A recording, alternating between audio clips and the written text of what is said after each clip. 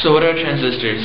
Transistors are three-terminal switches that transmit electricity in one direction. They're made from silicon, which is a semiconductor, and so it doesn't always let electricity flow through it. So it has to be doped, meaning elements such as phosphorus and arsenic have to be added to it in order to create either a surplus of electrons or a deficit. Silicon from which electrons have been extracted is called the p-type, and the silicon from which electrons have been stuffed in is called the n-type, for being positive and negative in charge respectively. A sandwich of an n layer of silicon, a p layer of silicon, an n layer of silicon is called a field effect transistor, which is widely used in microprocessors.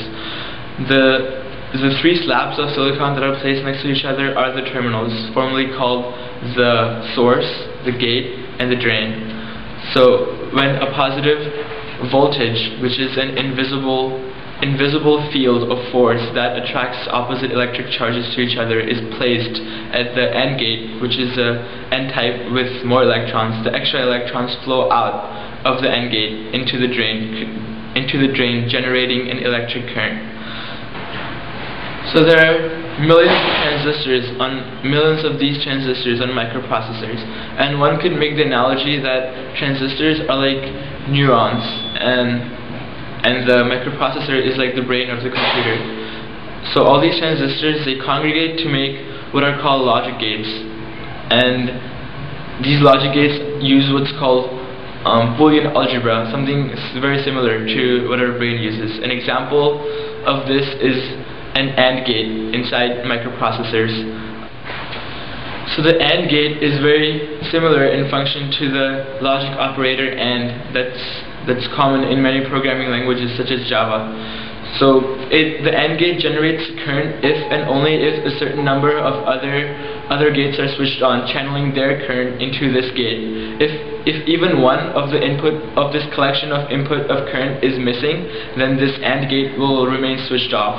So in effect, the transistors become switches which either generate a current, a 1 in binary, or remain off, a 0 in binary. And immensely complicated circuits can be built by just cascading these switches. So all in all, transistors are the heart of microprocessors, providing speed and power by their sheer number and a very specialized function. Moore's law describes a long-term trend in the history of computing hardware, and since the invention of the integrated circuit in 1958, the number of transistors that can be inexpensively placed onto the integrated circuit has been increasing exponentially, and it's been doubling every 2 years. And the trend was first observed by Intel's co-founder Gordon Moore in 1965, and it has continued for a long time. People have speculated that it might continue on for another decade or even longer than that.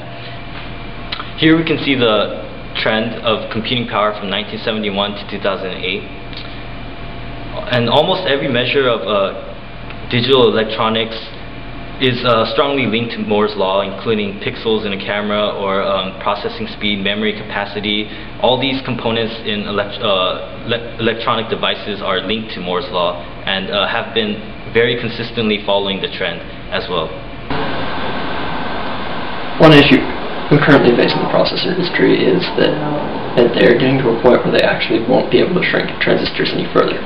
The main thing that's been sustaining Moore's law is the number of transistors on a processor. Our core has been pretty much doubling every 2 years. So once they hit this theoretical limit, it could slow things down considerably if they don't find an alternative. Once the gates in these transistors go below the size of 5 nanometers, an effect called tunneling will begin to occur. This is where an electron will be able to cross over the gate, whether the gate is open or closed, which will result in the corruption of a large amount of data. One solution currently in use to get around this is using multiple processor cores instead of a single one.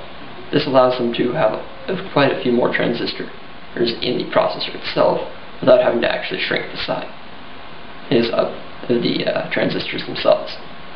This, however, raises a number of new challenges for computer scientists because we now have to program them in parallel. In other words, we have programmed them to execute instructions together. One of these challenges is in making sure that the two threads or instructions have the data they need to execute at the point they actually need it.